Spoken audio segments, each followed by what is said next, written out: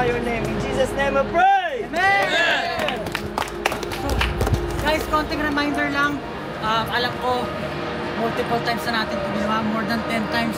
Nagiging paulit-ulit na siya. Tedious na siya. Pero, kailangan lang natin tandaan kung bakit natin ito ginagawa in the first place. Hindi siya, mas malaki pa to sa SP19, mas malaki to sa Simula at Wakas, mas malaki to sa 1Z, sa W3, sa lahat, sa ating lahat. So, maging present tayo. We were blessed by God for this opportunity na nandidinig tayo ng maraming tao na papakita natin yung talent natin. Kumbaga, huwag natin siya i-take for granted. Let's be present. Pakita natin yung galing natin. Let's be, hindi lang siya basta show. Pakita natin yung apoy.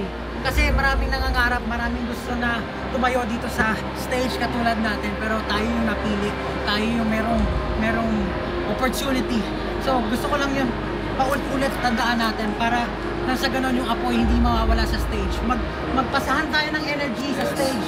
Kasi kailangan natin yun eh. Makikita yun ng mga tao. So, yun lang. Okay ba yun? Go!